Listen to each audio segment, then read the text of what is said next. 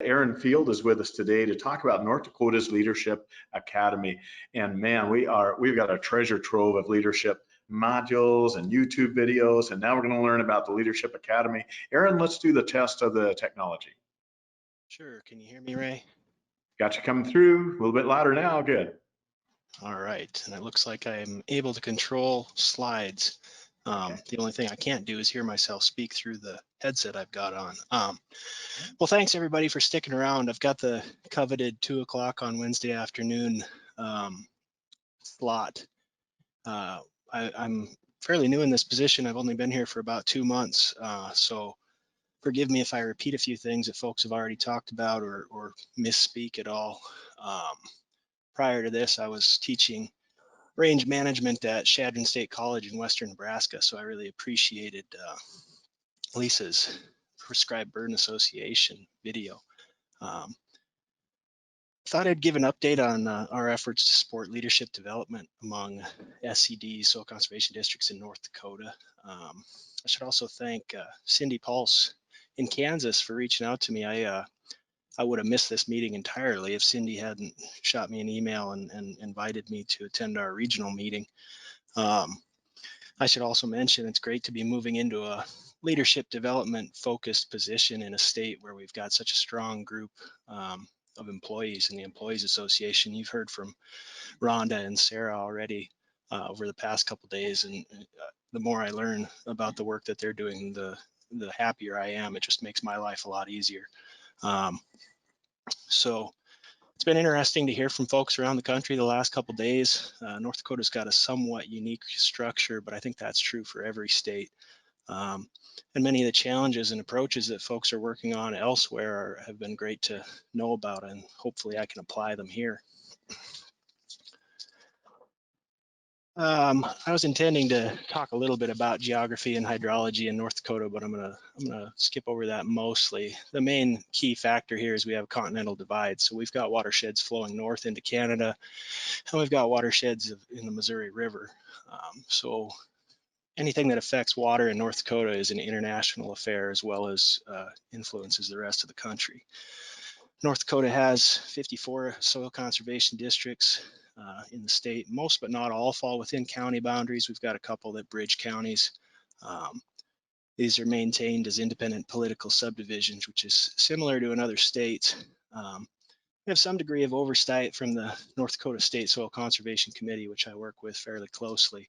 But for the most part, these districts are operating independently. They're hiring their own employees. They are making their own funding decisions.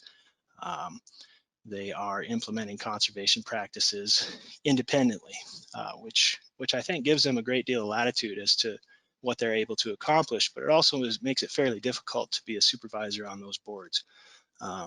There's a huge skill set that those supervisors and those employees need to have in order to have those districts operate effectively. So my position is actually through North Dakota State University Extension.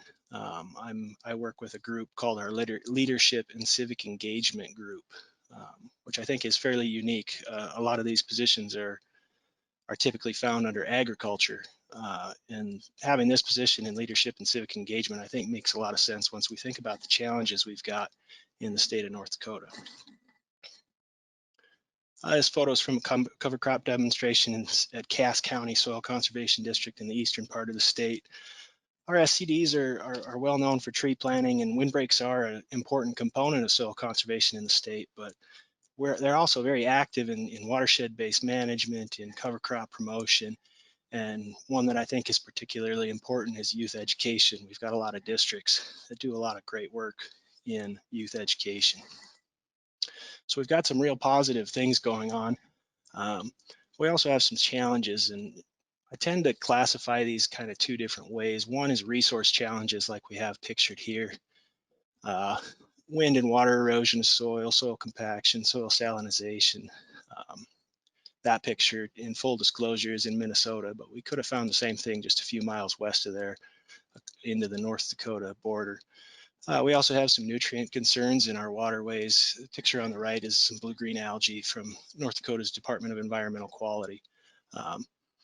So we've got a number of resource concerns, and those are challenging in and of themselves, but I think there's a fairly good infrastructure that's already been built. We've got a lot of expertise within our SCDs. We also have a lot of expertise among partner organizations like NRCS, like NDSU Extension. We've got specialists and agents working on these particular issues every day. So the second kind of category of challenges that I think we have is leadership challenges. And these to me are areas where we have potential to make a bigger difference. Like I said, we've got a pretty strong infrastructure set up to deal with resource challenges, but I think the leadership challenges give us more opportunity to really make a dent. North Dakota's got an interesting situation in that we have a shortage, or we have an excess, I should say. We have a surplus of elected and appointed leadership positions in the state as compared to our number of residents. So what that means is a lot of the folks who are serving in leadership roles are serving in many leadership roles. They're on school boards, they're on township boards, they are on co-op or elevator boards. And many of those folks are also serving as soil conservation district supervisors. As I mentioned earlier, our districts operate with a large degree of autonomy. That requires quite a few skills. We need to know how to manage personnel. We need to know how to manage budgets. We need to know conservation law as well as state law as it regards to meetings and budgets and procurements and things of that nature. So we really believe that if we can increase the leadership capacity of soil conservation district supervisors, we're going a long way towards increasing the leadership capacity of our state. Again, these folks are operating in many different roles. However, most of our supervisors, at least prior to this Conservation Leadership Academy being implemented, had not had any formal leadership training. So that was the goal of this program.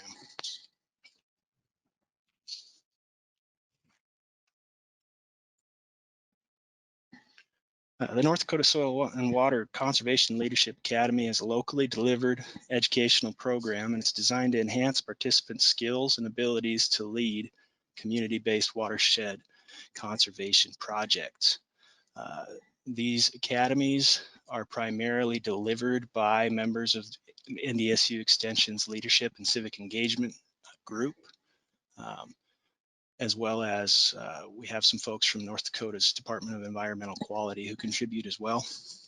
Program was created to address identified need for increased leadership capacity and technical conservation knowledge. So we're not ignoring those resource concerns, those resource management issues in North Dakota while increasing the presence of underrepresented groups in conservation leadership.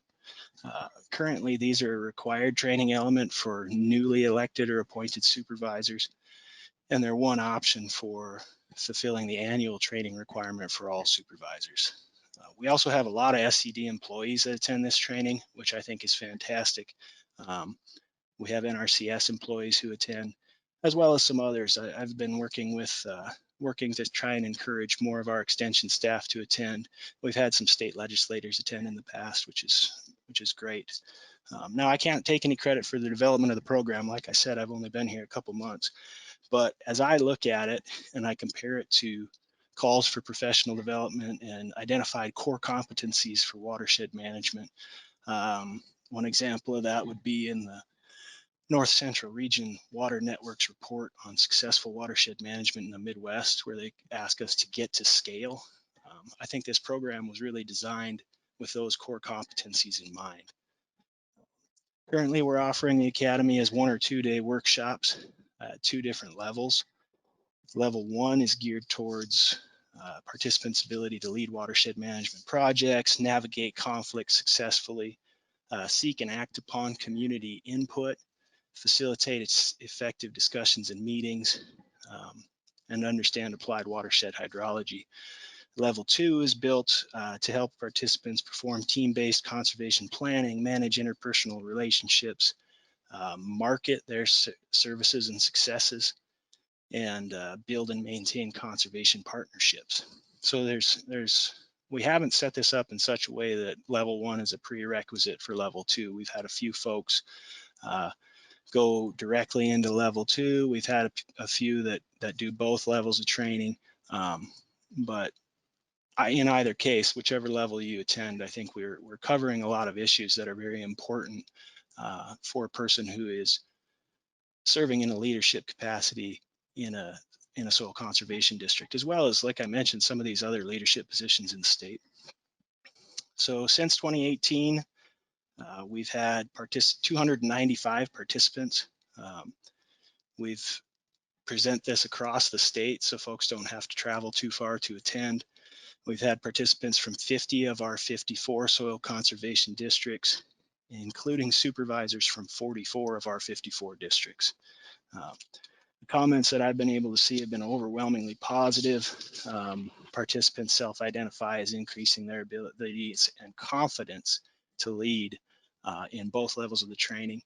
And actually, some of the strongest endorsements that I see are from folks who originally did not want to attend this meeting, did not see the value of it, came anyway, and ended up leaving saying, you know what, that's some information that I really needed to have, even if I didn't know it. We're working to promote inclusion and improve diversity of participants in these academies.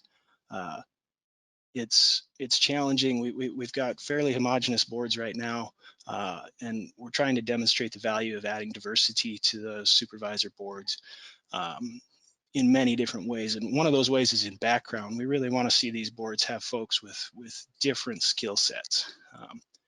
I think demonstrating the value of having, we love to see farmer-led organizations in North Dakota. North Dakota is a strong agricultural state, but in some of these roles, there's a lot of room for other disciplines or other backgrounds to contribute. Future directions. I borrowed this from the tourism department. This is the Little Missouri River in western North Dakota. Spent a lot of time out there when I was doing my graduate work, and if you get a chance to visit, it's just a gorgeous part of the state. Currently, we're continuing the academy at 2 levels. We are moving virtually this winter, so we're working through the kinks on that right now.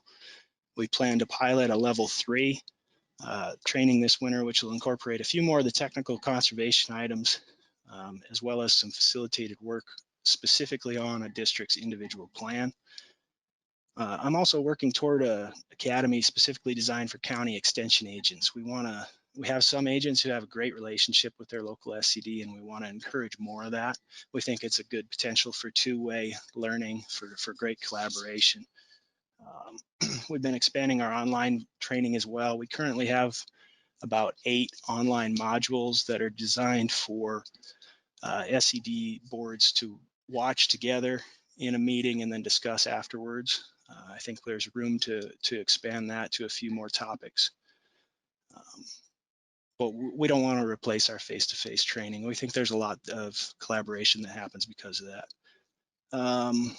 One other item, just to wrap up, I've been thinking about this a lot the past couple of days, is I want to incorporate some educational materials for folks who might have never thought about becoming an SCD supervisor, or have thought about it but had no idea where to start. So I've been talking to a few folks who just personally I think would make a good supervisor, and trying to figure out what it would take for them to make that leap. And overwhelmingly what I've been hearing is, well, first I need to know what it is that these folks actually do. And second, how do I even get started? So I think there's some real opportunity for a combination of marketing and branding for SCDs that also leads to more interest in folks in running for these boards and the diversified boards in the state. So with that, this is my contact information. I put it up there for a couple of reasons. One, eventually I might be able to answer a question for somebody, but for now, if you listen to this presentation and you say, oh yeah, we've been working on that for years and here's what we managed, I would really appreciate hearing from you. Like I said, I'm new in this position and looking for all of the help I can get to make sure that this goes well. So thank you for your time, and I'll be happy to answer any questions that I can.